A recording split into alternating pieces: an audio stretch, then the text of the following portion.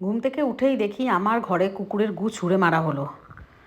তো দিনটা ছিল 20 ফেব্রুয়ারি, মানে গতকাল মঙ্গলবার ছিল। তো সকালবেলায় যথারীতি ঘুম থেকে উঠেছি। ঘুম থেকে উঠে মানুষ কী করে, ঠাকুরের নাম করে, ভালো কিছু করে। তো আমি সকালে উঠেই তো কতদিন দিয়ে আজকাল বিছানাতে শুয়ে শুয়েই গাল শুনছি, শুধুমাত্র যেহেতু কুকুরগুলোর ভরণ পোষণ আমি করছি তাই। তো আমার এই সামনের বাড়ি একজন, তিনি নিজেকে বিশাল বড় শিক্ষিত বলে প্রমাণ করেন। তো যেহেতু আমি কুকুরগুলোকে খেতে দিই, তোমরা জানো আমি কুকুরগুলোকে খাওয়াই, তাদের থাকা মানে থাকতে দিই সমস্ত কিছু, তাই জন্য আমার উপরে সবাই মিলে অতিষ্ঠ। সবাই মিলে যেহেতু কুকুরগুলোকে শুধু আমার ফ্যামিলি ভালোবাসি আমরা, তো আমি রাস্তার গুও পরিষ্কার করি, সেটাও দেখেছো। তো কিছু দিন দিয়েই দেখি কুকুরগুলোকে মারা হয়, দরজার ফাঁকা থেকে মারে, ঠিক যখন আমি বাড়িতে না থাকি বা কিছু। আমি পরে এসে ক্যামেরাতে দেখি, তো অনেকবার প্রতিবাদ করা হয়েছে, এই নিয়ে অনেক তর্কাতর্কিও হয়েছে, ঝগড়াও হয়েছে, অনেক কিছুই হয়েছে। তো মঙ্গলবারে আমি যখন ঘুম থেকে উঠেছি সকালে, যে মানে তার দুয়ারে যেহেতু কুকুরে পটি করেছিল, তো সেই জন্য তিনি আমার উপরে ক্ষিপ্ত হয়ে কি করেছেন, উনি ওই কুকুরের পটি জল দিয়ে দিয়ে আমার দুয়ার পর্যন্ত পৌঁছে দিয়েছে। ঠিক আছে, মানে বুঝতে পারছো যে কী রকম হেনস্থার শিকার হতে হয়। তারপরে যখন আমি সেটার অর্থে কি করেছি, ওই পটি যে রাস্তাতে কুকুর পটি করবে, রাস্তাতে তার দরজা হোক আর যাই হোক, রাস্তার সীমানার বাইরে শুধু রাস্তাতে তাদেরই অধিকার। না হলে কেন বলছে যে রাস্তার কুকুর, কেন বলা হয় তাহলে? তো আমি সেই জন্য যথারীতি আমিও পটিটা তার দুয়ারে জল দিয়ে দিয়েই পরিষ্কার করে দিয়ে এসেছি। আমি কিন্তু সমস্ত রাস্তাঘাট পরিষ্কার করি আমি নিজেই, তো জল দিয়ে দিয়ে করেছি। তো উনি ঘর থেকে আমাকে গাল দিচ্ছে বেহায়া আর অনেক ল্যাঙ্গুয়েজ, তো সেই নিয়ে ধুমধারাক্কা ঝগড়া সকালে, লোকারণ্য। মানে কি করে এটার ভিডিও রেকর্ডিং করা পসিবল না, সমস্ত কিছুই যদি দেখাই। এবারে ঝগড়া হচ্ছে সেখানে, কেননা আমাকে তো থাকতেও হবে এখানে। উঠে তো যদি চলে যেতে পারতাম ভালোই হতো, খুব মনে প্রাণে চাই, কিন্তু সেটা না। তো মানুষকে যে করছে তাকে করতে দেবো না, নিজেরা তো খেতে দেবই না, রাখবো না, অথচ কেউ করলে তাকে বাধা দেব। তো তিনি আর কি শিক্ষিত নিজেকে দাবি করেন, তিনি শিক্ষিত না, ভদ্র পরিবার। আমি হলাম অভদ্র, আমি ছোটো লোক, যেহেতু আমি কুকুরদের তো ভরণ পোষণ করি। তো কুকুরদেরকে যদি মানুষরা, সাধারণ মানুষরা যদি খেতে না দেয়, ওরা কোথা থেকে খাবে? ড্রেনে খাবারটা ফেলে দিচ্ছ, সেখান থেকে খুঁটে খাচ্ছে। ডাস্টবিনে ফেলে দেওয়া হচ্ছে, সেই খাবারটা ওরা খুঁটে খাচ্ছে। তো যদি কোনো মানুষ খেতে দিচ্ছে, আমি রান্না করে, আমার টাকা দিয়ে আমি খরচা করে রান্না করছি, তো তার উপরেও আমার উপরে এরকমভাবে অত্যাচার হচ্ছে। আমরা কি এই ভিডিওগুলো করা মাত্র মানে কি এগুলো আমরা সমাজের কাছে মেসেজ দিতে চাইছি, যাতে এগুলো মানে লোকের মনোবৃত্তিটা একটু চেঞ্জ হয়, যে না, প্রাণীগুলোকে একটু খেতে দিই।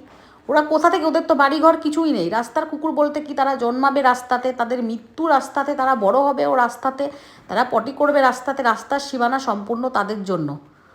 এই জিনিসটা আমি আর মানে বুঝাতে পারছি না, তবে আমার লড়াই এখানেই থেমে থাকবে না, আমি চালিয়ে যাব। তার জন্য আমাকে গাল খেতে হচ্ছে, মার খেতে হচ্ছে, সমস্ত কিছু। সবাই মিলে একটা সমালোচনা, তবে হ্যাঁ, এটাতে আমাকে সবাই সাপোর্ট করেছে, গোটা পাড়া, কারণ সবাই দেখেছে দাঁড়িয়ে থেকে যে সত্যি এটা অন্যায়।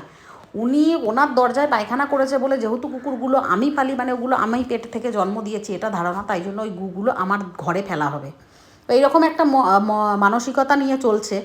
এটা নিয়ে চাইলে আমি অনেক কিছুই করতে পারতাম, সেই মানে পাওয়ারটা আমার ভেতরে আছে, বা এটা সাপোর্টও করতো, কিন্তু আমি আর এটাকে আগাইনি। হয়তো এইটা প্রতিবাদ করা মানে 10 জন জানলো, এটাও জানলো 10 জন যে না, যেটা ভুল, আজকে সেটা স্বীকার করছে মানুষ, অন্যরা স্বীকার করছে, সে স্বীকার করবে না কখনোই। তার কাছে মনে হয় যে আমি বেহায়া, যেহেতু আমি এত কিছু গাল খাওয়ার পরেও তাও কুকুরগুলোকে খেতে দিই, তাই জন্য সে ডাইরেক্ট আমাকে বেহায়া বলছে।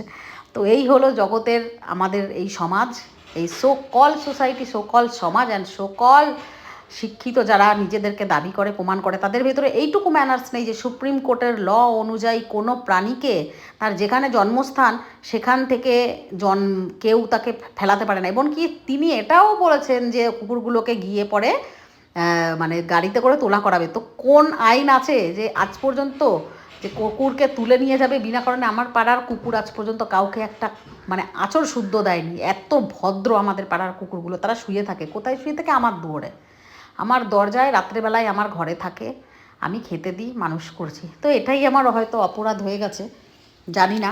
তবে এই ভিডিওগুলো এত শেয়ার করো তোমরা দেখেছি কোনো অ্যানিম্যালের নিয়ে কোনো কিছু ভিডিও করলে তোমরা সেটাকে খুব কম সাপোর্ট দাও, ভালোবাসা কম দাও, কিন্তু এরকম না, এগুলোকে সবার মাঝখানে ছড়িয়ে দিতে হবে। এই জিনিসগুলো না ছড়িয়ে দিলে এই যে সমাজের যারা বর্বরতাগুলো আছে না, সেগুলো কোনো দিনই কিন্তু বন্ধ হবে না।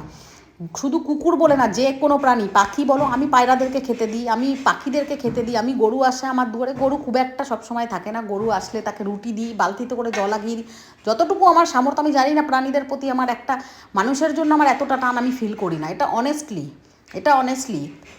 কারণ মানুষকে যত করেছি তারা তত আঘাত করেছে, তাদেরকে যেই থালায় খেতে দিয়েছি সেই থালা ছেঁদা করে দিয়ে চলে গেছে অনেকবার। তাই জন্য আমি মনে করি প্রাণীদের জন্য করবার, সত্যি আমাকে ওরা বুক ভরা ভালোবাসা দেয়। ওদের ভালোবাসাতে আমি আরও নতুন করে বেঁচে থাকার ইয়ার সব কিছুর জন্য দায়ী ম্যাক্স। আজকে ম্যাক্সকে আমি এনেছিলাম বলেই আমার ঘরে, তাই জন্য আমার মনটা সত্যি কথা আরও বেশি করে মানে পশুদের প্রতি একটা আকৃষ্টটা বেশি হয়েছে। তো আমার লড়াই, এটা শুধু আমার লড়াই না, আমাদের সবাইকে এটা করতে হবে, সবার মানসিকতা চেঞ্জ করতে হবে। যে নিজে করছো না কিন্তু যে করছে তাকেও প্লিজ এরকমভাবে অ্যাটাক করো না। সে করছে তো তাকে করতে দাও, আমি করছি না তো ঠিক আছে, অন্য কেউ তো করছে, তাকে করতে দাও। সেটা না, আমাকে এইভাবে মানে আক্রমণাত্মকভাবে করা হচ্ছে, আমার ঘরে গু ছুঁড়ে মারা হচ্ছে, আমাকে গাল দেওয়া হচ্ছে, সকালে বিছনায় থেকেই আমি গাল শুনছি। তো এই হলো আমার দিন চলছে এখন এইভাবেই। তো তার জন্য আমি থেমে নেই, আমি ঠিক আমার জায়গাতে আমি রয়ে গেছি। তো শুধু তোমাদের ভালোবাসা, তোমরা অনেকে কমেন্ট করো, এমনকি বড় বড় অভিনেত্রীরাও আমাকে কমেন্ট করেছে, সাপোর্ট করেছে, বড় বড় ডগ লাভাররা অনেকেই আছে। তোমরা আমার ভিডিওগুলো দেখলেই জানতে পারবে যে কত বড় বড় অভিনেত্রী, সুদীপ্তা ব্যানার্জি, এরা সুদীপ্তা ব্যানার্জি, উনিও আমাকে সাপোর্ট করেছেন, কমেন্ট করেছেন। অনেকেরই, স্বস্তিকা, ওনারাও কমেন্ট করেছেন, সাপোর্ট করেছেন। যেভাবেই হোক, যার যেখানে, আমি বলি না আমি কোনো ফিনান্সিয়ালি আমাকে কেউ সাপোর্ট করো, কখনোই না। হ্যাঁ, তবে মানসিকভাবে সাপোর্ট এটা করা যেতেই পারে। তো এটা করলেই আমরা সবাই কিন্তু এই বর্বরতাগুলো রুখতে পারবো। তো তোমরা অনেক অনেক শেয়ার করো ভিডিওগুলো, আর প্লিজ কারোর সঙ্গে এরকম করো না। ওদের রক্ত আছে, প্রাণ আছে, ব্যথা আছে, সবই আছে ওদের, তো ওদেরকেও বাঁচতে দাও, নিজেরাও বাঁচো, নিজেরাও ভালো। আর কারোর উপরে যে করছে তার উপরে এরকম অ্যাসিড ছুঁড়ে মেরো না, গু ছুঁড়ে মেরো না, ফিনাইল ছুঁড়ে মেরো না, যেটা আমাকে দিয়ে করাচ্ছে। আমাকে তো মানে রাস্তা তো পরিষ্কার করেই দিচ্ছি আমি, আমার দরজায় খেতে দিই, সেটা আমি 2 বেলা পরিষ্কার করি, এমনকি রাস্তার লোকের ঘরের পটি সেটাও আমি পরিষ্কার করে দিচ্ছি। তো তারপরেও এরকম আমাকে হেনস্থা অত্যাচার সহ্য করতে হচ্ছে। আর আরেকটা কথা মাফ করে দিও যে এইরকমভাবে ল্যাঙ্গুয়েজ, এই পটি ইউজ করে আমি ভিডিওটা করছি, কিন্তু তাছাড়া কোনো উপায় নেই। তোমরা অনেকেই টেবিলে দেখো, আগের ভিডিওতে কমেন্ট করেছো আমাদের ঘেন্না করে, দেখো এটা তোমাদের ঘেন্না করলে আমার কিছু করার নেই, এটা বাস্তব, সেটা শুনতেই হবে। তো সেইটা শোনানোর জন্যই তো ভিডিওটা, আমাকে গল্পটা বলতে হবে যে এরকম আমার সঙ্গে হয়েছে। তো যাই হোক, আমার কালকের দিনটা প্রচণ্ড খারাপ গেছে। সকাল থেকে উঠেই বেশ 8টা থেকেই, ঘুম থেকে উঠেই বাসি মুখেই শুরু হয়ে গেছে ঝগড়া। এটা না করলে হয়তো এটা বন্ধ হতো না, কারণ এটা লাগাতার হয়ে আসছিল। তো তোমরা সবার সাপোর্ট